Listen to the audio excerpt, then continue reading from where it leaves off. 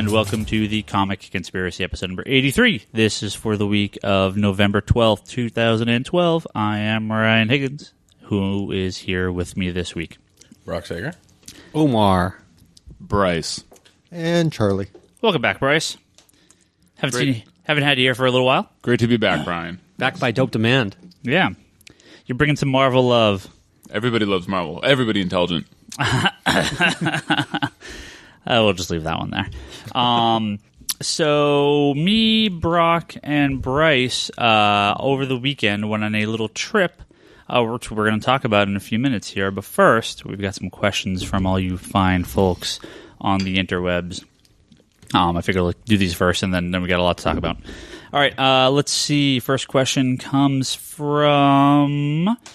Which one? This is from Timothy on Twitter. He asks, I'm hesitant to buy comics from Comixology. Will we ever see digital comics that can be owned and not licensed? Good question. I'm going to say no. Everyone knows what he means by this? Mm-hmm. Okay, because you don't actually download the comics to keep, right? It's all accessed. You have access through to their touch site, them right? Digitally through your... I actually wish Toby was here because he could talk a little bit about iTunes and because I do understand the distinction, but on tablets and that kind of stuff, you actually do download them, so you don't have to be online to read them. That's correct. There isn't, but it is a proprietary format that you technically you're not supposed to access outside their formats, but I'm sure, or their programs, but I'm sure people have cracked it already. Yeah. I guess the only point I'm making is it's not like if their service is down, you can't read what you've already downloaded if it's on a tablet. I don't know if you can... I don't think you can download your books on the PC at all. I think that's primarily just on the phone and the tablets. I don't know. It may download to a temp file or something, but I don't know. Yeah. That's a good question. Just the almighty dollar. What's that? It's just goes to the almighty dollar. Why buy the cow when you can have the sex for free? Exactly. Yeah, exactly. buddy. Yeah, no, they're not going to let you... Well, I suppose with the MP3s, the initial response from Apple was, we got to keep these, so people don't torrent them or people don't put them up on file sharing programs. They're going to do that anyway, so they just made them, DRM free and everything. I just don't see them doing that with comics. But I don't know. It would just save the scanners a step of scanning it because the scanners already go out and buy all the comic books, scan them, and then put them up. So I don't know. I would guess unlikely. Sorry, Timothy. So but they lose that one purchase. But if you want to buy some and check them out and see if you like it, you can go to digital.comicsconspiracy.biz and check them out there. Actually, Diamond Comics has their own digital comic site. And while it doesn't have Marvel and DC, so therefore it's not really worthwhile, they actually have a pretty cool list of free issues, and they're actually just a code. So it's not like you have to have an account attached. You just have your own account, and you can enter in the code. So we actually have access to a bunch of free books through them. So I may give away a bunch of those, so you can check out some free first issues. So it was pretty neat. You don't have to worry about having an extra program. Spreading the love. Yeah. Stefano asks, I hope I'm always pronouncing his name right. With the Rot/Rot World arc ending around issue 20 or so, what are your opinions on the ideal arc length for books? Rot and Rot World being the Swamp Thing Animal Man crossover, which I didn't catch this. They're ending at issue 20. That's crazy. That's another 7 months from now, and it's been going on for a few months. Well, in fact, it's been going on since the book started. They just started. They built up to Rot World, and then Rot World actually started on issue 13. I know, but they've been building to it from the first issue. I'm not arguing that at all, but I can argue the same way that Green Lantern was building to the Sinestro Corps. And good books tend to build for lots of issues. Yeah. Well, if you're talking story arc length, I think it really depends on what type of story you're trying to tell. With Rot World, Animal Man and Swamp Thing are so intertwined that I think that building up a longer story isn't necessarily bad.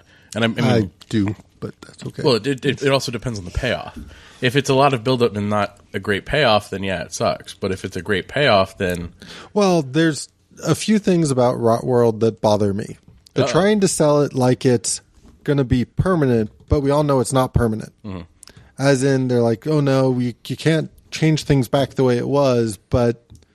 Yeah, that would mean you have zombie of various DC characters. Yeah, that doesn't quite work. Well, they're all going to turn into vampires pretty soon, so they're zombies first. Yeah. But I mean, to me, actually, the fact that they are running in 2 books like this actually make the issue 20 thing be. I like when stuff crosses over, like going into the Third Army discussion later. Mm-hmm. I like that, but I like it when it's a finite number of issues in each book. Mm-hmm. I'm not really into the let's have a crossover that's going to go 12 months or 8 months. Like, if you're going to cross over between books, I tend to think somewhere between 3 issues to 4 issues between the 2 books works best. Yeah, I like that. I like that. Keeping it small, maybe at a max of 6, so it feels like a 12-issue series. This would be 8 issues each, right? So 16 issues. That's 2 fat trades. That's a lot. Yeah. I knew you guys were going to get into trades. I knew this conversation would go that direction. It's always going to be 6 to 8 issues because that's the trade length. Or 5, I would say 5 at the very low end, kind of 8 to 12 at the very high end. So this being 16, that's 2 trades at least, if not 3. So. Now, mind you, one nice thing about this event so far is the first, 10 issues or whatnot, they sort of acknowledged Swamp Thing and they acknowledged Animal Man, but they didn't really sort of cross over. And then they had... Well... They crossed over with a couple of issues. They did. Yeah. They were going towards each other. Oh, they were going towards each other. I'm not arguing that. I'm just saying... Like direct crossover, like where these 2 books intertwine, where Animal Man in Swamp Thing are in this book, and then you read the rest of the story in the next book. Yes, sir. Yeah.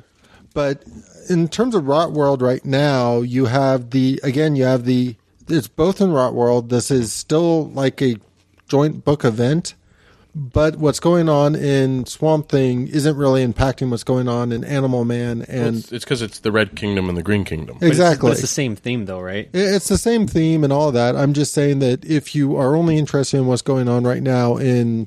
Like, say you like Animal Man, but you didn't care for Swamp Thing, or you've only been reading Swamp Thing and you don't really care for Animal Man, you could technically get away with reading only one side right now. I totally agree. Well, this is a similar question that we got from Jason Gentry, who actually asked a bunch of questions. But the 2 that... one is exactly what we just answered. I can't really read Swamp Thing. Do I need to read Animal Man to understand the Rot World story? And I think we just gave you the answer to that.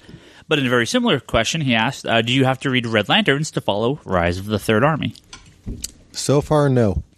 And that seems like it's going to be the case going forward, because it is not, again, not part 1, part 2, part 3 direct crossover. It's sort of the push of all of these books in one direction, similar to the Batman titles, which are not part 1, part 2, part 3, part 4. Now, I know, like, the Teen Titans, the Culling, that was. The upcoming Superman in Hell, that is a part 1, 2, 3, 4. You have to follow each. Well, I guess you don't have to, but two horrible examples that you shouldn't be reading. The Culling was not that bad, and Superman in Hell looks horrible. Superman in Hell looks okay, or Superman of Hell or whatever looks okay. You're so PC, Ryan. It looks okay, dude. Kenneth Rockfort nailing it right now in Superman. Man, that is so good. I'm super happy he took over that. I love how you're judging it off of one issue. Yeah. He's a really good artist, and it was a really good issue. Yeah. So I'm curious to see what they do with that arc.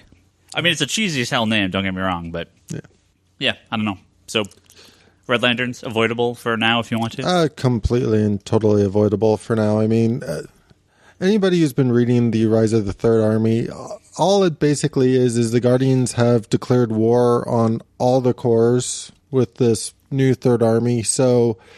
It's not so much of a crossover event as in, like, this book's intertwining with this book. It's more like, okay, this attack is going on all over the place. So there's an attack going on in the Red Lantern book that's very separate from the attacks going on in the Green Lantern Corps book, which is very separate from what's going on in the new Guardians book. And Green Lantern, they haven't even really impacted that book yet. Yeah, go with the core character that you really like, your favorite. If you really, love Peter Tomasi's stuff and Fernando Dagnino, is that Passerin? Oh, my bad, Fernando Passerin, and Guy Gardner. Then just read that. I mean, I think again too, this is the Rise of the Third Army, so it's like the prelude. So right? Maybe. Well, they just announced with the new solicitation that the next arc is the First Lantern arc coming after Rise of the Third Army. So yeah. They're doing something with that. Yeah, I kind of I have no clue if the Third Army is going away at the end of this arc or something. I hope so. But I think, I mean, for me, with the New 52, I really thought that the Guardians were going to go away or they're going to play less of an important role, even though I know that they're like the first, people to like run things in our whole multiverse or whatever. But it's like, I thought New Guardians meant New Guardians and like we were going to have the multicolor guard cover the whole universe. And I feel gypped out of that. So maybe they'll go that direction one time, or maybe that's just me being stupid and hoping that I would see like Atrocitus like roll over a sector or some shit like he, should, but he doesn't. Yeah, I agree. From way back, I think that it's so boring to see that the Guardians are behind everything, and that that hasn't changed at all. And no matter how exciting that they get with the different core, it's always the Guardians behind everything. It's like, okay, this is boring. As great as everything that they did was and has been, I thought it's kind of okay. Yeah, it's them again. They're in charge of the maniacal bad guy, whatever. Well, I don't really remember them being behind some big maniacal bad guy. I mean, the closest I can think of that is Krona with the War of the Lanterns, but that wasn't Krona and the Guardians. While they share the same race, he's been sort of like a Lantern bad guy forever versus. Well, they're responsible for the Manhunters, which were for all. Well, yeah, and Alpha Lanterns. Well, yeah, but that was different. That was in Final Crisis too. Yeah, the whole Alpha Lantern thing is very different. It wasn't like they were great. Like the Alpha Lanterns never really went to like the full on dark side. Nobody likes internal affairs. I mean, yeah. All right, we got a few more questions here. Let's see. It's like fruit flies. Getting attacked over there? What's going on? Yeah. Let's see. There you go. That's what it was. Let's see. Oh, we actually got two questions here. One came from Trip, who's a longtime customer of the store here. Actually, Trip, I haven't seen you for a while. Come down. He's up in Portland, I think. Is his box getting big? No. He doesn't he gets some stuff from us, but cool. he's down here. He comes down for work from time to time. Oh, I mean, unless his bosses are listening, then he doesn't come down here at all for comic books. That's not why he's here. We also got another question from Danny and Trip. They basically both asked the same question. What do you guys think of the new Valiant comics? So we actually haven't talked a ton about Valiant. I've loved, I think, every issue I've read, and I'm pissed. We actually sold out of the new Shadow Man before I even got a chance to read it, so I got a bunch more copies coming. Shadow Man was always my favorite of the old Valiant comics. For anyone out there that hasn't read Valiant, it was a series that came out, or a company that came out in the early 90s that was launched by Jim Shooter, who was the former head of Marvel. He was like the former editor-in-chief, who basically teamed up with some other guys and formed another comic company. He got ousted pretty early on, but they had the rights to Magnus the Robot Fighter, Turok. Not Turok. Well, they brought in Turok later. Yeah. Magnus Robot Fighter, Solar, and was that the only two they launched with? Well, they had like Super Mario Brothers and Zelda, and they had a bunch of like random licenses at first, but then they started this superhero universe, and it started with Solar and Magnus, and then they went on to create Exo Manowar, Harbinger, Rai. They brought in Turok. Yeah, Rai is cool. Which is another older 60s character, 50s character. Shadow Man, which was one of my favorites. They had a big crossover called Unity that was kind of their take on Crisis on Infinite Earth sort of style crossover. Super popular.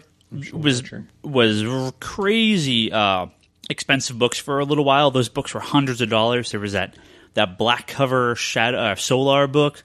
There was like $150, and then all of a sudden, the company got bought up by Acclaim and basically just died. Like it just keeled over in the course of a few years. Just like kind of like Image, except Image kept going. Valiant became the biggest thing, and then just burned out. But people had such a fond memory because they were really good stories. They were really good books. They've tried a couple times to resurrect them, and now these guys have came back. And man, really good job. The books have been coming up and really good across the board. Right now it's Exo, Harbinger, Archer and Armstrong, Bloodshot, and Shadow Man just launched this last week. And all four I've enjoyed. Shadow Man, I'm assuming, is good. So I thought Shadow Man was okay, but I mean the rest I've really liked. Damn, that's always my favorite. So I really hope it's good. Well, I've been picking them up, and I've really enjoyed them. They're solid books. Like whenever they come in, and I'm like, cool, I get to read another Valiant book. It's like, it's a really, really good kind of, it's a refreshing to have an independent company like hit the mark every time they get a book out. So I highly recommend them. Did you read the Shadow Man yet? Oh yeah, I liked it. It was really enjoyable. I think the story, there's a lot going on, and we still need an issue 2 kind of to see where it's going. Same thing that they had with Harbinger, but I really enjoy what I read so far. So, well, I haven't been keeping up with really the news or solicitations, so I don't know if they've answered this yet. But Master Dark, who was one of the Shadowman villains that kind of became sort of the de facto big villain of the Valiant universe, kind of along the lines of like Shade, right, the Starman character, or Doctor Doom style. Just this guy became such a big thing across the universe of Valiant, and I really hope they bring him back or a new version of him because he was always my favorite. But yeah, good stuff. All right, Bryce, we got some questions for you here. You ready?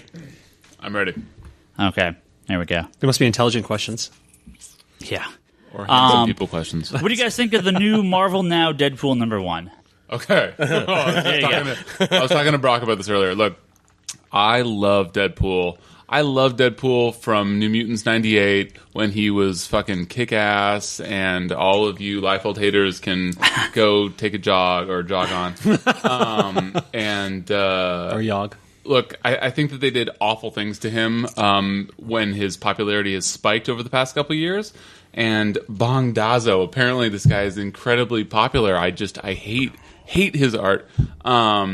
They've made him this buffoon over the past couple of years, and I hate it. And I loved everything Deadpool was about. This last Deadpool issue, I was not a big fan of the art, and the story was very meh. I mean, that's clever, but what did you say? It was like it's comedians writing it. It's if you like the buffoonery, then this is perfect for you. Go get it. I highly recommend it for those people. But for the people that liked Deadpool that was legit and was good at what he did, and come on, and also talk shit, this is not. But you read the '90s stuff. It was a Joe Kelly, I think. That stuff was goofy as hell too. He's been this way for like going on 20 years. Yeah, now. He's been this way longer than he was. Way longer. Totally accurate. But I think that with the Joe Kelly stuff, that was, first of all, kind of refreshing. Second of all, the art was way better. Third of all... Ed McGuinness did a lot of that art, so it was pretty good. Okay. Well, well, he wasn't as bubbly as he is now. He's very bubbly now. Yeah. Not his personality. He's... I just think that it's been going on so long with his buffoonery. And I think that, this newest joke about the undead presidents or the zombie presidents or whatever they are... I was telling Brock I really wanted to like it. I love Deadpool, just don't like it. Well, I actually gave it a read. So did I. And I wasn't too. The art wasn't too bad for me. I thought it was a little bit. It had enough gore in it, and there was enough detail in it that it worked. But I got the feeling that, like Bryce said, it's Deadpool is always this badass. Right, and that's who his character was, and I can understand like kind of the smart ass badass that we saw in was it Wolverine, the Wolverine movie, where it's like the classic line he gets in the elevator with the guys and he says that funny line about the testosterone and stuff. And that's to me who Deadpool is. There was no classic lines in that movie. That was a great movie, and he's a great character. Well, actually, here's a question for you, Bryce. Compare one at a time. Well, compare and contrast Deadpool from X-Force, which is he definitely has played up a lot more serious in that book, the more recent X-Force books, where he's still the comedian, but a very straight Deadpool for the most part, compared to this book, which, from what I understand, was very over the top. Great question. I think that X-Force Deadpool is what I've always wanted him to be. Yeah. He talks a lot of shit, and he's fucking badass, which is how he was at the very beginning when I fell in love with him. And he's not like this joke character. Like, they give him this cartoony art and they give him this ridiculous plot line. Here. Yeah. I think it was. I didn't finish saying, but I think it's. As I read it, I was like, okay. I think at Marvel they were going, okay, we have a shitty, ridiculous plot. What character can we throw on here that people will be like, whatever, we'll read it. Yeah. And it's like they throw Deadpool on, because I remember reading. He's the catch-all. I remember reading the X-Force before they did the Uncanny, and he popped up when they were had to go to the future again. Yeah, Messiah War. During Messiah War. I like that. And yeah, I do too. Like, his character was funny, but he was serious at the same time. I mean, he's like, I'm a man out of time. And he was like going crazy, but he had been crazy because of the environment he was in, and that it worked. Well, I half disagree with Bryce because I do like the badass Deadpool. I mean, how can you not? but I also like the sort of crazy monologue Deadpool in his head mainly. Like, I like the fact that I like the fact that he can be serious on the outside while having the most ridiculous conversation in his head on the inside. But that didn't really come across in this book. No, it didn't, and I missed that. I kind of felt like it was. I enjoyed a lot of the stuff I read in the Way run, and it's not to say that I think that's the best run of the character ever. It's just I kind of like the fact that even though he was silly, he always kind of would bust out with the next big gun or the next plan. Like he kind of, even though he was doing something ridiculous, you could tell he had a plan of what that ridiculous action was going to get. And like the way that book launched with him basically getting in close enough to the Skrulls to take them down to basically, it just, I don't mind characters being ridiculous. I don't even mind having crazy characters who have internal monologues or whatnot. But I do kind of feel like in a character like Deadpool, he still has to kick ass. Yeah. And I don't necessarily feel like he kicked ass in the first issue. No. You know, all of this talk about inner monologue and all of this stuff, it makes me think, you know who'd be great on Deadpool right now? Grant Morrison. Yes. I would agree. He would totally vibe. He would have this Paul Atreides Dune vibe to him, in his mind. Oh, the spice. Oh, Paul Atreides. Yeah, I love it. Yeah, that would get Ryan to pick up the book. I would. I mean, I do totally would. love joking, silly Deadpool. I hate buffoon Deadpool. So, yeah. I mean, Now, do you like female Deadpool? no, the Deadpool core. Oh God. They just, Do you like Deadpool head? They Deadpool dog? It's Headpool. Oh, Headpool. I'm sorry, my bad. jumped the shark so bad with that. Was there a shark pool? There probably will be. All right, Yeah, Bryce. but that became Deadpool's thing, is jumping the shark. Yeah. One more for you. Yeah. Thoughts on how Bendis will do on... Oh, this is from David. Oh. Thoughts on how Bendis will do on X-Men, and are you You don't excited even need for... to finish that sentence. And are you excited for all new X-Men? Yeah, I'm. Could this be more up your... Bendis and X-Men. You are sold. So for everybody that cares, I love Bendis, despite his flaws that the internet doesn't like of his. I don't like it either. And I couldn't love X-Men anymore. Yeah, I think he's going to be amazing. I think get him on a fresh book. Well, what about Uncanny? I think- With Bachalo. Chris Bachalo. Well, I love Bachalo like nobody else as well. Even though his art looks like some third grader was going crazy with it, I love his style. But I love. We were talking this weekend. I love Humberto Ramos's work. So all this sort of silly artwork, I love. I think it's going to be fantastic. I think give him a fresh canvas, if you will. We were saying last week or 2 weeks ago, Brock, that Bendis's main complaints about him was A, that he got too popular and so people started hating, and B, that he'd just been on he was on so many books at one time. So that really hasn't changed that much. But at least with a fresh canvas, I think that he'll be able to come up with some really cool stories that the other writers didn't really have as arrows in their quiver, if you will. Is he doing more than Uncanny, All New, and Guardians? Is he doing 3? That sounds as right. far as I know, Isn't he that's still on Ultimate Spidey? Oh, yeah, and Ultimate Spidey. Well, There's how long 4. is that going to last? 20 more years? Plus his indie books. I mean, is he still doing those on a regular Powers? basis at all? Occasionally, once every decade. So he's still churning out a lot. But I mean, this being his new title, I would like to think that he's going to sort of focus in on it and bring some fresh ideas to it. And I think that the idea by itself is really clever. So Yeah, I do too. I just wish Bendis wasn't writing it. it's gonna be amazing. I'm excited for that book. I do want to hear it. I do want to read it. I mean, all right. We hopefully Omar and Charlie, you guys don't get too bored with our No, not at talk that we're going to be doing right now, because myself, Brock, Bryce, and if you remember way back in a very early episode of the Comic Conspiracy, where we did our 14? I don't remember what number. I think it was 14. Where we did our all Suicide Squad episode. Gage, who was on that episode with us, a longtime customer of the story here. What's up, Gage? And good friend. We all went down to Miss that guy. Herring and Robinson, which is the bookbinder that a lot of people use for binding comic books, which we've talked about on this podcast a handful of times. It's actually based up in Brisbane, which is a little south of San Francisco, so half an hour from here. And these guys are doing a lot of the binding for people on the collector field throughout the country and throughout the world. Probably, I would assume. People in Canada or Mexico are probably sending stuff their way too, unless there's someone more local. They've kind of become known as one of the bigger bookbinders for comics. They were even telling us like 30% of their business or something was comic books at this point. Yeah, 30%. Which is pretty crazy because they said this is only in the last like year or two. It's jumped up that much, which is great. So Bryce, now you've been up there a handful of times. So I'm a cheap bastard, and I don't want to mail and get charged $20 or $30 per mailing of every package. Well, the amount of books you've brought now. So I guess we should read a little backstory to this. I'd heard about this going through, and a couple of our customers, one of our customers specifically, named Zaki, had been doing a lot of this bookbinding a few years ago. I've been reading about it online, and we've talked about this a handful of times on the podcast. But they were at the SuperCon about 2 years ago down in San Jose, and they had a table that was right down the way from where we had a table.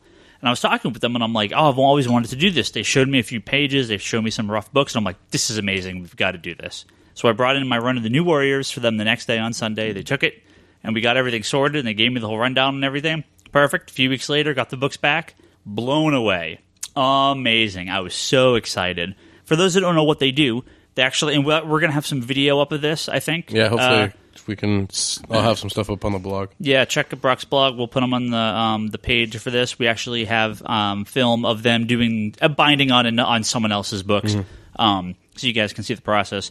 You go through and you put your comics in the order you want. You make sure everything's set up properly.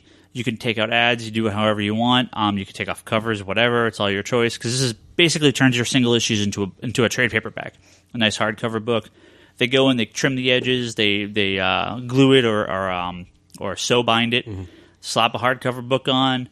Press it. Boom. Done. Things look incredible. If you search for bookbinding, there's the Marvel Masterworks kind of fan site. They have a huge section on bookbinding right now. The old Comic Geek Speak forum, I think, had one too, but that's down now, so I don't think you can access those anymore. But if you Google comic book binding, there's a few. There's, I would say, at least 3 or 4 like good forum centers. Yeah, and they have tons of pictures of all their collections and stuff. Pictures, maps of like if you want to get for in this case Suicide Squad bound or I was doing X-Men, which Ryan might get to. Yeah, they have all sorts of maps, is what they're called, which is just sort of the list basically in order of what you need to get bound. Yeah, so we went down and when I got the books back, Brock had shown some interest. Yeah, I went and did Booster Gold. Yeah, you've got a few things bound. Well, yeah, I did Booster Gold initially as kind of a test run because it was just a small series, and I was really into the Booster Gold series that came out just before the New 52. And so I got that bound, and I put it in order how I wanted it. And it turned out great. Read through it. Read like shit at the end of it because there were so many crossovers. Like, damn it. But it was a good experience. That's one of the things. This is all on you to make sure the books are proper. They don't do anything. They just take it and bind it however you tell them to. So if you fuck up or put something upside down or put stuff in the wrong order, you can't really undo it. It's all on you. So, but then I found out they weren't bringing out that last Rebels trade, so I was like, screw it. Let me get all the Rebels comics together and bind my own. Yeah. So I did that, and it turned out great. I still need to read that one, but that one's self-contained, so it's fine. But then, I took out 5 volumes. Yeah. This time 3 for... Well, before we get to that, so we were talking to Bryce about this maybe a year ago or so. Yeah, what was it? It was about a year ago. Yeah. And you were just blown away that this even existed. Like mind blown. Most people are. When you talk about it, most people have never heard of this, right? This is a really... Although people have been doing it. Marvel and DC have bound libraries in their own offices and stuff. Right. But this is something that the civilians have not done very much ever, right? Or this is a really kind of new big explosion of people doing this themselves. You guys are so hardcore. Oh, dude, you don't even know. I've got my binding tag. So I tell Bryce about this, and he goes off the deep end to the point of you have a 70-some-odd volume of the complete X-Men from giant size. Yeah. So Bryce has been working on X-Men from giant size, X-Men #1 to current. Outside of what it was like, what Excalibur and Wolverine, right? You're going to do those separate. And Wolverine I'm going to do separately, but I'm including, everything. Every mini. We'll see about Ecstatics, but all the minis that I collected. There's some Domino Storm that I didn't collect. They're 4-issue miniseries. Yeah. But yeah, Quicksilver, Maverick. Oh God, do you guys remember those? Oh yeah. But you got them all in your book. But I've got them all because I bought them, and I'm gonna bind them, baby. So you've basically gone through and you've mapped it all. Yeah. So I didn't map it all, and Well- I don't know if these gentlemen are listening to, but Blue Devil and Corwin, if any of the binding people are listening from those forums, but yeah, they provided like these the loose structure of these maps, and it's it's half their maps, half just chronology of when the issues came out, half story arcs as they came out as well, and I'm sure a couple other halves in there if I can do enough halves. But no, it's great, and yeah, I have from Giant Size up to modern X-Men, like 70 plus volumes of bound books, and every volume. You don't have them all bound yet. You're just taking up in batches. Yeah. So I'm up to like 42 now. So You're at 42 now? Yeah. 42 total bound. Yeah. Okay. Of just X-Men. And then I also have a bunch of DC stuff and some other Marvel stuff, like the Ultimate Spider-Man, when it was good, the 4-volume run. Now, you can fit about, if you want to do the math here, you're probably getting at least 25 to 30 issues in any of these volumes, except for like the big annuals and stuff like that. Let's say roughly, let's even call it 25, right? So yeah, about 25 when it was when it was newsprint. Yeah. But then around like the 90s, early 2000s, they all started going to this new high quality paper. And you can get like 30 to 35 issues in there if they're of standard books. Because my Booster Gold was 29 books, 3 of them were oversized. And then that's a decent sized volume, but my Rebels was 29 titles, and it's much smaller. So when you change over from that thicker paper stock, you can get more books into a volume. Yeah. Well, let's. Omar's gonna freaking pop. Don't explode beer all over. That was him getting excited about comic binding. Comic binding. So let's even just say low end 25 at 70 volumes for X-Men alone. That's a lot of comics. That's many comics. Yeah, a job that pays me too much money for binding, but not enough money to get an enormous place to live where I can just store it all. Another part of it, as you guys know, is you get, and you guys listening might know as well, is you get married, you move in with the girl, you have a child relatively soon. Brock definitely knows about that. You have less shared space, and you also might get some sort of, why is there so much room of our house being taken by your comic books? This binding thing sounds like a great idea. So, because you're moving long boxes to bookshelves, and right, exactly, and it looks way sexier. Well, and not only that, but when they take out the staple, when they trim it, when they kind of compress it down, they actually do take up much less space.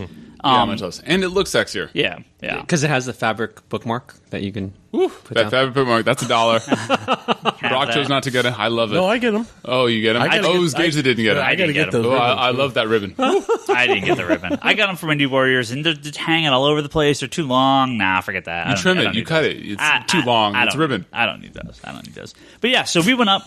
I brought 3/4 of a long box. Brock brought, what'd you bring, 4 volumes, 5 volumes? I brought 3 volumes of Guardians of the 90s, Ascension, which was 1 volume, and Crimson, which was 1 volume. Yeah, I brought 8 volumes of New Teen Titans, so that's first appearance, which is a reprint. Oh, and by the way, Bryce, your early X-Men are all the classic X-Men, right? You're not binding the originals. Oh, so yeah. So it's all the classic X-Men, none of the expensive books. Yeah. Those are staying put. Yeah, because I'm doing the New Teen Titans all the way through up to the Jeff Johns Titans, because those are actually coming out in an omnibus, so I don't need to do those.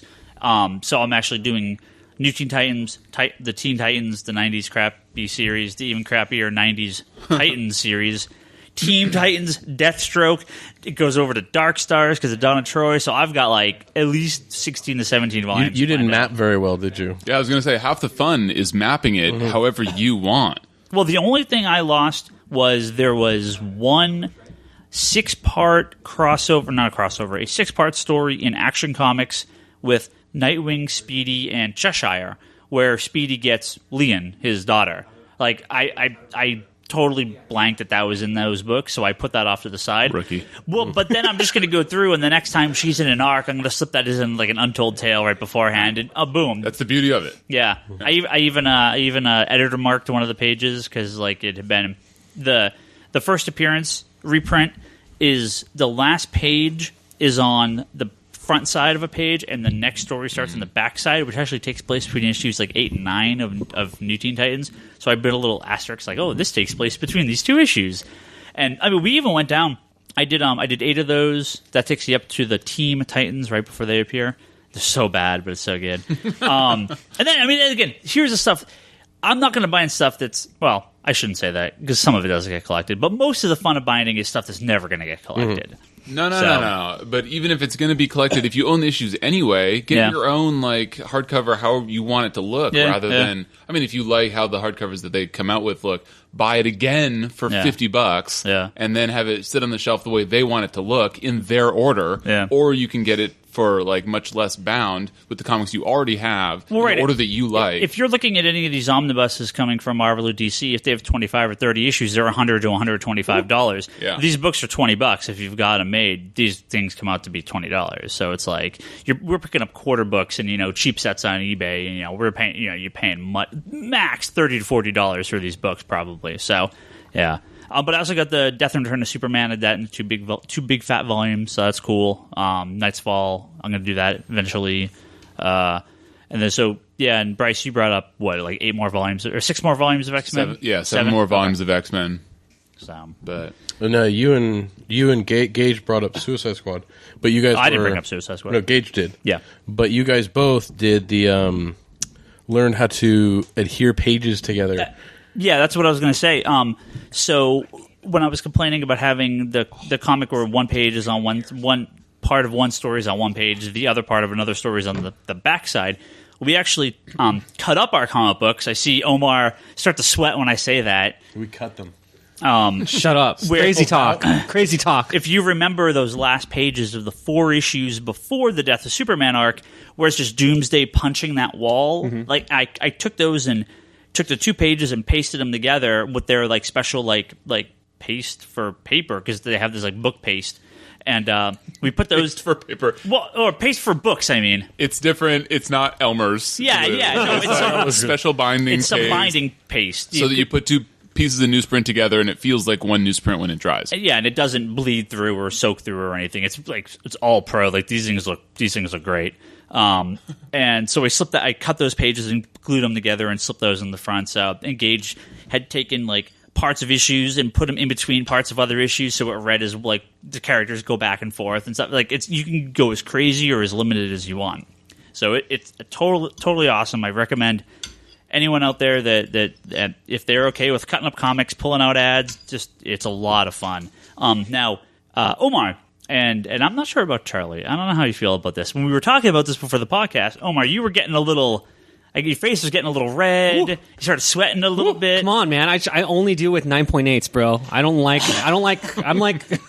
But seriously, have you ever considered? Is this something you do? When I saw Bryce's book, I said, "Damn, that is fucking sexy." Yeah, it is. And I considered it, but I can't put my comic book real estate and mix it in with my all of my regular fiction and nonfiction, because then you're not much of a trade. I don't know. No, I'm not really. You don't buy trades. And I talked about this a little bit with Charlie. It's like he talks about trades so much, he gets me excited. I look around, I turn around, I see all the great things that are out there, and I just don't want to go there because I have a problem. I'm a total collector, and I don't know how to control myself. Yeah, well, for me, trade paperbacks are almost entire. Well, except for the binding, because this is all. Well, with few exceptions, stuff there is no trade paperbacks for.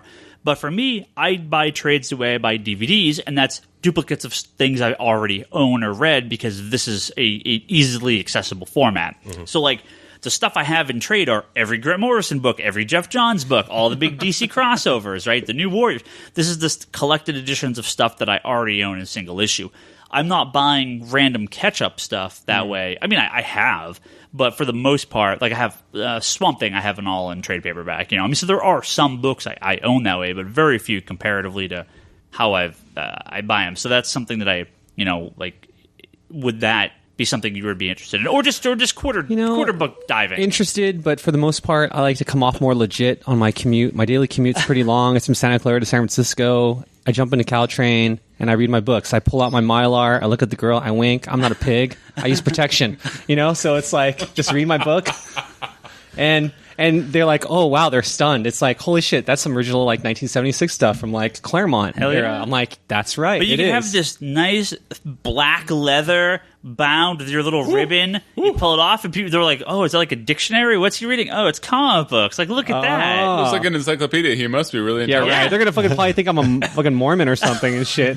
All I need is fucking name tag, whatever. No disrespect. There's something wrong with Mormons, but, you know. You're not white enough, so it's fine. Yeah, that's true. I'm not. Charlie. I'm not going to hide it. Now, as the trade paperback guy of the podcast, Okay. I've never heard you talk about binding. Is this something you're interested in? It's something I'm interested in, but there's...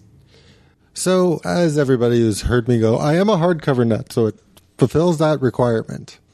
It pretty much fulfilled every requirement except for what I would call the upgrade you get in some hardcovers and that kind of stuff. Yeah, they are the original comics. So, I mean, I have Yeah. all my New Teen Titans have that faded newsprint that just smears the black across the page. It's called love. It's unreadable. But It's called love. it's Seriously. unreadable, but there it is. So, The old newsprint. yeah. And there's definitely certain things that, like, even now I'm sitting here kind of going, well, I could get all my cables bound, because how many volumes of classic Cable do I really expect them to put out? But no, it's that sort of mentality that, like, right now I look at the Blackest Night trades on the shelf, Yeah. and I hate the way a lot of the event books that come out in trade read in trade, because it's like, Well, I have a hard time reading Blackest Night without reading the issues of Green Lantern. so here's the funny thing. In fact, I would say at least 50% of the stuff I see bound on the forum sites and everything are modern books, especially event books, bound in order. Yeah. Because the trade paperbacks go in series specific or maybe not the proper order. Yeah. I know even DC recently released these big, huge, fat versions of Nightfall, and it's still missing stuff. Yeah. Like, you could it's something like twice as many books as what's in those trades. Yeah, Bryce is pointing. It's a big, yeah. Like, those are big. I don't think it's twice as many, is it? I thought it was just missing one, Maybe not twice, like, but during it's- the Night Quest stuff. I thought there was a lot missing. I thought there was still. The search isn't in there. I've read the first two. Yeah, it's and the the search isn't even in it. And that's Yeah, but that's a how- number of. That's still a lot of issues. Like, Yeah, but it's not twice as many as... Okay, whatever. 1.5 times. I can't wait to buy Nightfall. Yeah, well, that's what I'm saying. Like, the Nightfall bound, faded is newsprint something love. like 100 issues. There's no way there's 100. There's not 60, 70 issues in that thing. So it's a lot of books because of all the showcase miniseries crossovers and all the I'm not one-shot. saying it's not missing stuff. Like, there's various, as you said, weird crossovers with annuals and stuff I remember that is in there, but some of that stuff I don't mind that's not in there. Well, so my issue, right? So the thing, and this is where you get in trouble with the binding, and this is a cautionary tale for everyone.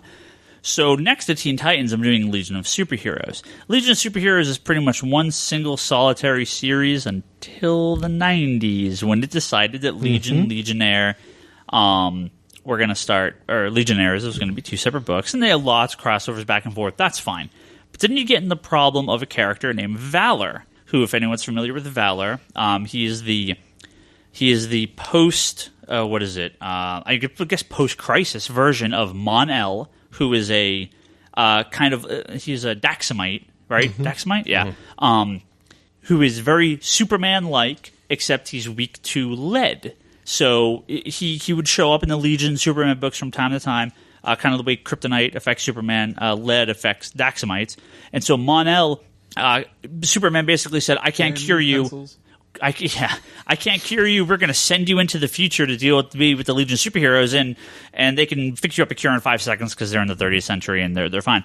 So when they got rid of Superboy and Superman's connection to the Legion and all this stuff, Mon-El kind of got stuck in this weird thing, and they basically created this new character called Valor, who is Mon-El, but he's in the 20th century.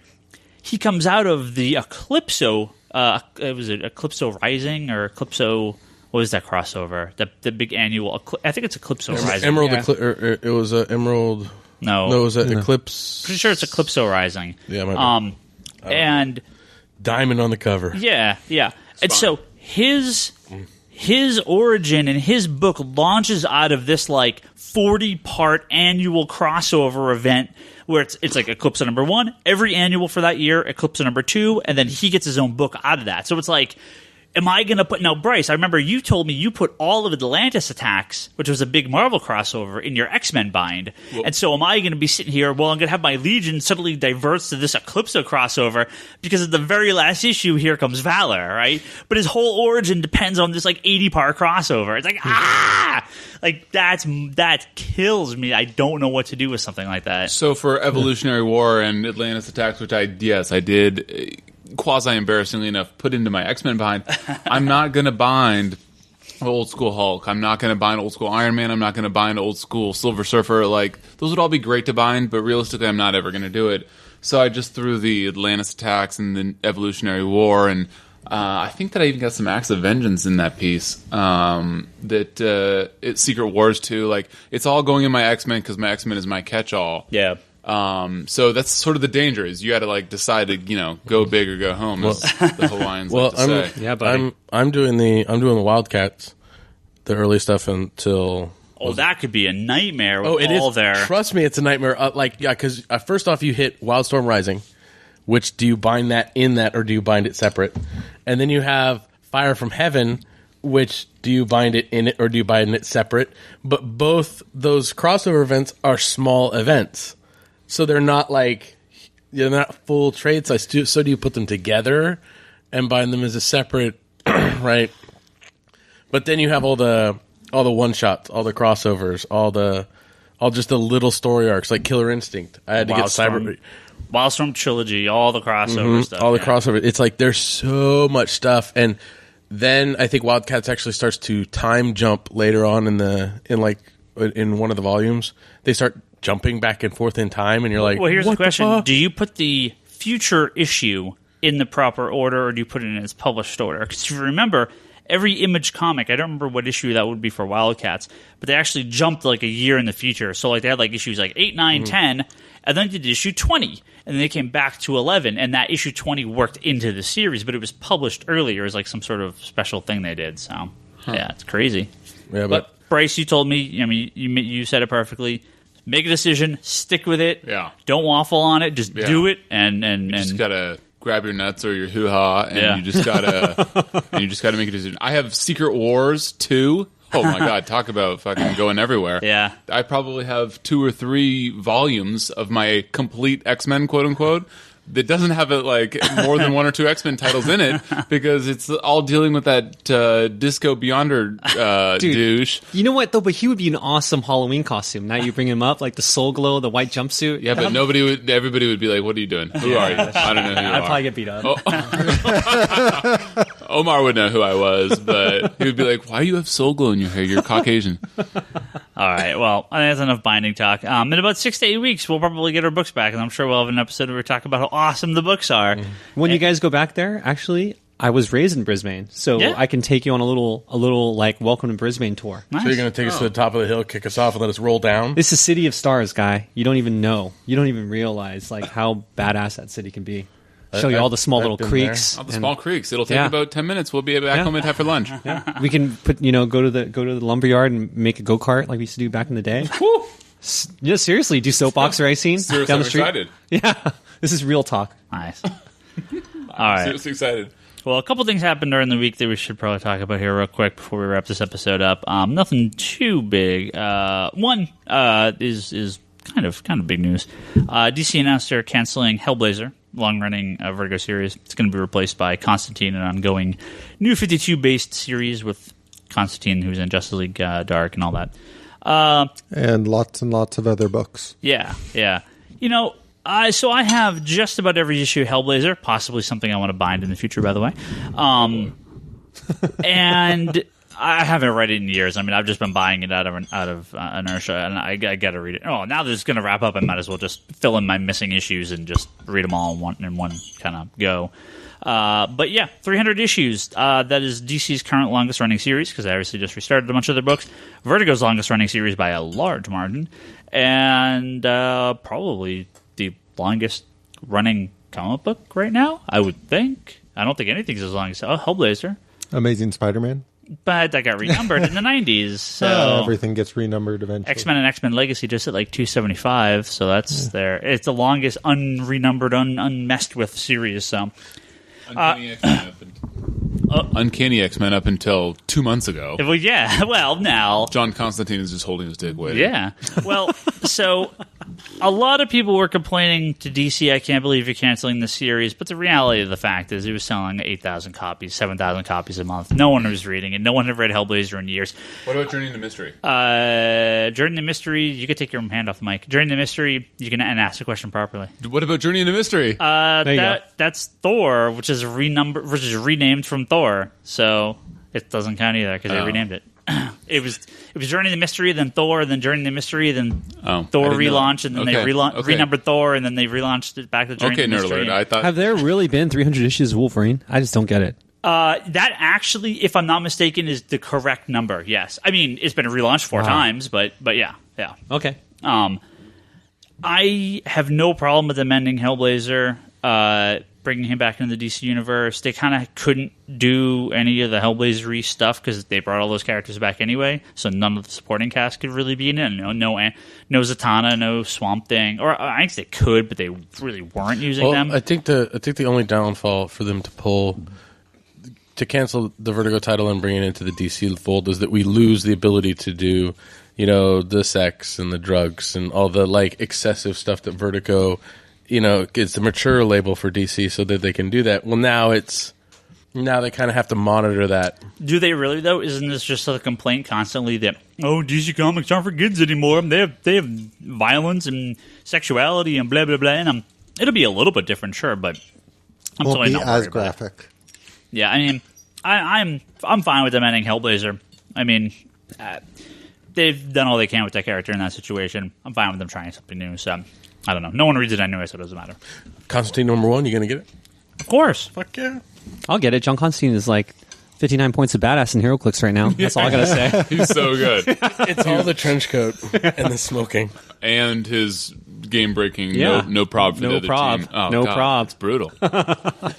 And continuing with DC here real quick. A couple days ago, they showed the variant cover for Justice League of America #1, the flag cover, which is pretty much what I thought they were going to do. People thought they were going to have all these crazy different covers for the book. No, I figured it'd be one image that would be easily replaceable. It's exactly what I thought it was.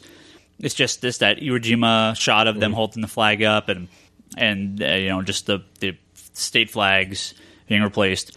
Like I said, exactly what I thought it was. What's interesting, though, is Bob Wayne, who's kind of the head of, he's the VP of sales for DC, said they're in the process of stepping back very heavily on their variants. DC's done a number of 1 in 25 variants. For every 25 comics, you get one variant that you order of these series. They have these other variants where you get as many copies as your lowest ordered book for that week. So if I order 100 copies of Action Comics, but 8 copies of Men at War, I get 8 Action Comic variants because that's how many copies of Men at War I ordered, which is the lowest book that I ordered that week. It's bullshit. Well, that's fine.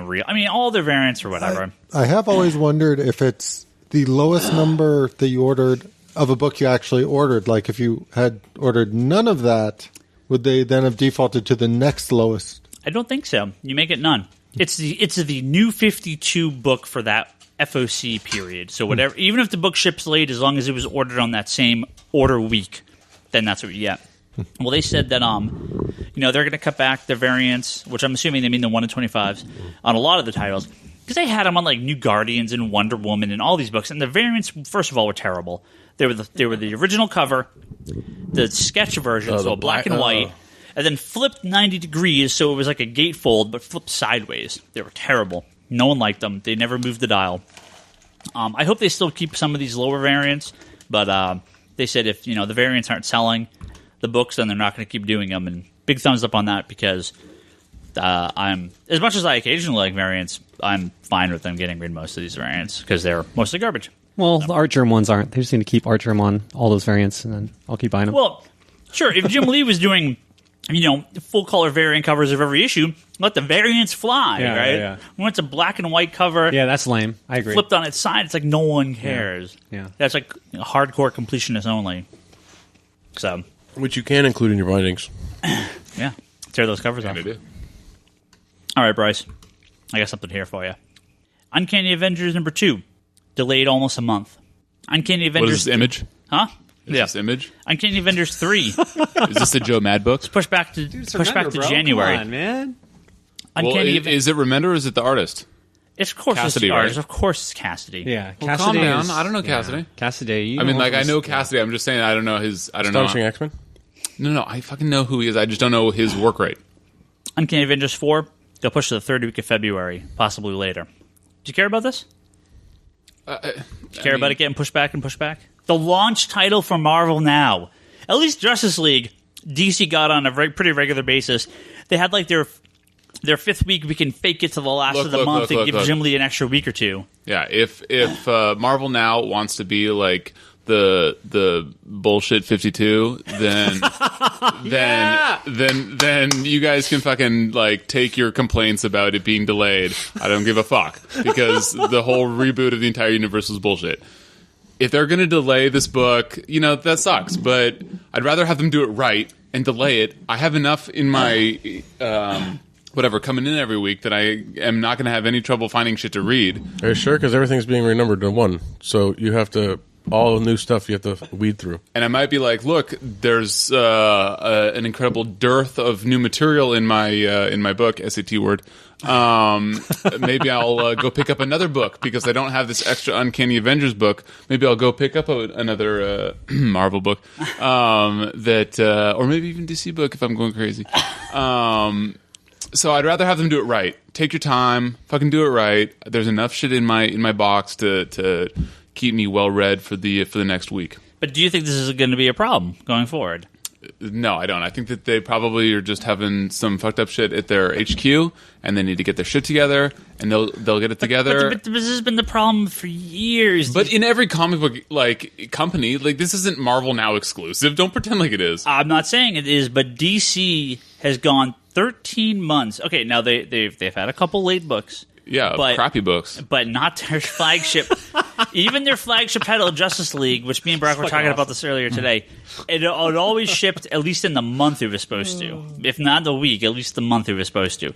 This, to me, is a huge blemish on Marvel Now, which is already full of blemishes. So this is just another... What do you want? Is there a current total for how many Marvel Now books are going to be? Just because I'm very confused with the 4 coming out this week. Well, 4 or 5. This apparent 1 book a week for 22 weeks or whatever is apparently bullshit. Like, Marvel never...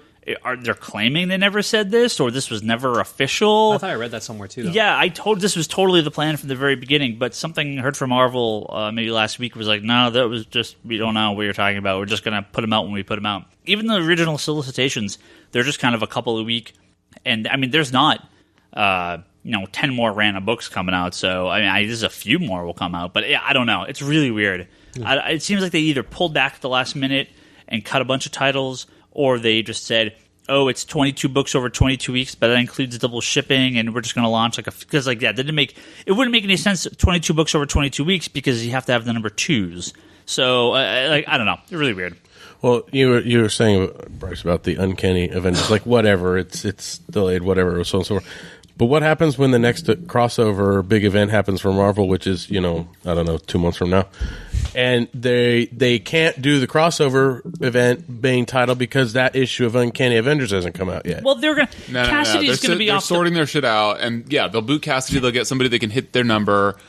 regularly, and smartassery aside, let's keep it real. Okay, Marvel don't give a fuck about any of you guys that read comics. Of course, they're already the hot bitch on the market. Yeah, because they fucking own all the movies, everything, and they garner attention of all the masses because that's all that matters is market share. Yeah, I think they have market share. I'm a DC guy, but they have market share again, right? And they have been for the last 2 months. They had it a little bit, but I'll be real curious to see what those numbers are for number 2 because I'll tell you this. Marvel number 1 numbers for their Marvel Now books are not what they want. I will guarantee you. They are far cry from what they wanted. They wanted that number 1 spot so bad from Walking Dead. And you can tell DC is going for it too. Yeah. But they're going balls out. Yeah. I'll be real curious to see what that Justice League gets.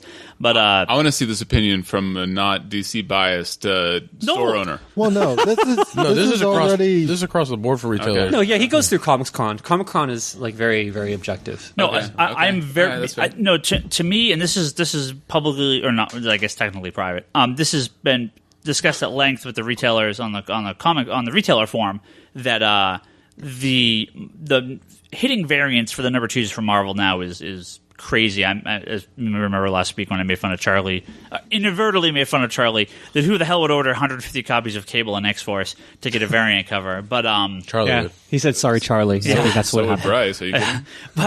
but like I just don't see the numbers sticking. Now that's not to say they haven't been selling well. Uncanny Avengers did very well for us. Deadpool this week did very well for us. Iron Man, including your Phantom it variant. did. You sold them all? I sold all the ones in store. I only sold a handful online. That cool. may be just Sold one to me. yeah. There you go. We're speaking of which, Phantom variant this week is Great Pacific number 1 from Image Comics. It's Image's Why the Last Man. Should be really cool. cool. I'm really looking forward to I this. missed Why I read Last that Man, the first time so. in Why the Last Man. Yeah.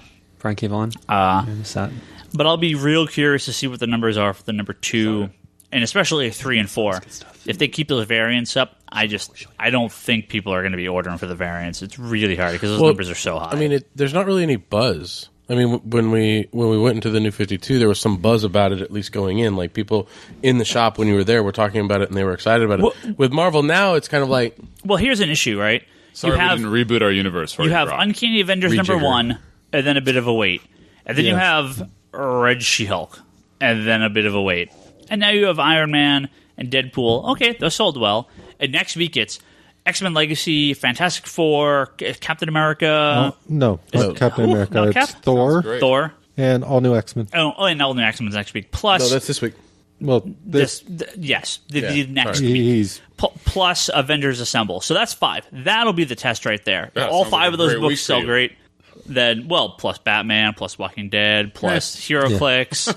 Batman, I'll be here on Wednesday Batman for HeroClix. HeroClix. Yeah, we'll talk about HeroClix later. Yeah. Next week we'll be here. We'll outro that. Yeah. Well, next week we'll do the HeroClix talk when it's out. So out and sold out. So okay. Well, that's it. I think we're done. Do you want to talk HeroClix? Well, I just want to give a little, shout out Yeah. to us. Batman HeroClix, one of the biggest new sets like since GSX. And we're going to do actually a midnight launch over at our buddy's shop. There's like Heroes and Dice over in Fremont. They come to our shop all the time. They support. They're like, the second dopest place to clicks in the Bay. And of course, be here Wednesday and come through. And we're going to do some unboxing session 11, play a few games. Yeah. And of course, our No Man's Land on Friday. So, how is your stock on that looking? I don't think we got enough. We need a bigger They're going boat. to back order. Yeah, buddy. So, we'll see. I thought I went too high. Apparently not. I had a lot of pre-orders. Definitely too high. So we'll see. But yeah, that's it. I don't know. So I'm eating a Reese's Pieces. Thought you were going to talk for a few more minutes. We will. I can keep talking, really. We'll be back next week. I think. Bryce, I think if you want to come, if you're available next week too, are you coming for clicks on Friday or Wednesday? I mean, It's not up to me. It's up to my 3.5-month-old Wednesday. poop machine. Wednesday at least. You guys. Wednesday. Oh, for sure. Okay, Yeah. I already Facebooked Omar. Yeah, we're going to be clicking like a motherfucker on Wednesday. Hey, props to Jerome Gagnon from WizKids jumping on our local, Facebook Bay Area site. Throwing a few, dimes that here and there. is? Yeah. He's Oh. like the main guy at WizKids. Oh. So He's really and nice that on guy. Facebook. Yeah, he's super cool. Oh, Yeah. cool. Well, if anyone's around, they want to come by and talk to these guys about some HeroClix. They'll be there Friday nights to do some HeroClix. Yeah, I guess that's it. We're going to wrap this episode up next week. But yeah, Bryce, you want to come back? We'll talk. You guys can talk Batman next week. We should have a lot of comics to talk about next awesome. week too. Big week. So We're going to pop Brock's HeroClix cherry, too, is what I understand. you come by Friday. Yeah. Might. Okay. All he needed was Geoforce. Oh yeah. And Outsiders. Outsiders. I already got the Geoforce. I already went online and bought that. So when Yeah, the he's new terrible. Warriors are a major part of the upcoming Spider-Man set, maybe I'll be in too. So we'll see. Sweet. We'll see. You and Jesse need to come back. Where Who's those? still missing from the New Warriors? A real speedball. Justice. Didn't they already I have a don't think Justice they have Click? Rage. Rage. No, Yeah. Justice is fine. He's a good taxi. Oh, is there a Justice? He is. He is. Oh, it's an old Justice figure, huh? Yeah. I'm sure I there's mean, others. the pre-special powers era, those are all bullshit. Yeah. What about Scott doesn't want to admit it, it's like Phalanx Kid or whatever the hell that guy's name is? It's a kid with the glasses. I can't remember his name. Oh, well, that's fine. Ty, she in there? No. What? All right. Talk about New Warriors that I know. Freaking, it is from the first arc. It's freaking Night Thrasher's Asian lady helper that turns out to be like some super bad guy. Oh, I thought you meant the team members. Of course, the Asian's a bad guy because we are badass. That's how we do. We spin shit all over y'all, whiteys. Oh. All right. On that, we're going to go ahead and wrap up. If you like this episode, you can listen to it as well as every other episode on www.geekbox.net or comicsconspiracy.biz. And yes, now every episode is available on iTunes, so go back and we've figured that problem out, so you can go download them all there. You can visit all of our random sites and do random things there, like conspiratobrock.com, Comics and Decline, that's Omar's site, the Infinite Long Box podcast. Which we delayed our 1 year because we finally got to 52 Nice. recordings, but then Jordan got very, very sick when we were going to record this past week, so we put up our .1 unaired pilot this past week. So you're pulling a Marvel. Yes. Sure you did, Cassidy. Yes. A .1. Should we call you Remender or Cassidy? Yeah. A .1 and delayed? That's the Marvel show. Either right one. there, That's okay? a compliment. Either one. Remender or Cassie. That's a Hey, compliment. we have a .1. Kind of 2.1s. Yeah, this is true. The YouTube editions. Did you post the other one? No, I think I still have our very first one, but the sound quality was so bad. Nobody it. cares It wasn't when it's on YouTube. It wasn't recorded properly, so maybe we'll post it up someday. No one wants to hear them. Anyway, they're terrible. You can go to digital.comicsconspiracy.biz and buy some comics from us through Comixology. So we get a little cut every time you buy stuff on there, but it's accessible through all your programs, your Comixology on your iPad or your Kindle, or do they have iPad? Do they have Comixology on Kindle? I think they do. Boo, Something. Kindle. Kindle Fire, yeah. I've used it. Cool. Looks cool. So you Get can, an iPad. Yeah, you can do all that stuff. What else? Go listen to all the other podcasts. The Geek Box, the Comedy Button, Good Job Brain, All Talk Podcast. That's the community podcast. Don't forget Charlie's podcast, which will eventually marvel out another issue. Another episode. Wow, you're so witty. Marvel out another episode. Well, issue. It's fine. Anything else? The Comic Conspiracy at geekbox.net. You can send us some emails or hit us up on Twitter. Oh, yeah, I'm Ryan Higgins Ryan. Brock Sager is Brock Sager. Comics and Decline is Omar. Still no Twitter for Bryce. That's fine. Yell at him on the forums. I'll relay. Tell us how much you love Bryce, and I'll relay the messages to him. Come to me through Ryan. And That's disgusting. and Insanity and Chaos is Charlie. There's no Toby this episode. Forgot to say that at the beginning of it, but obviously no Toby. We didn't just forget to turn his mic on this time. Yeah, Toby XI. Yeah, Toby XI at Twitter. He's on there. Wait, Toby's not here? Yes, Toby's not there. Oh, shit. Yeah, that's it. I think we'll wrap up, and next week have some more stuff to talk about, including some HeroClix. So you can tune out when that comes on. Because all you Ninja, please. all you haters. Ninja, please. Conspiracy. Yeah. All right, I'll catch you all next week.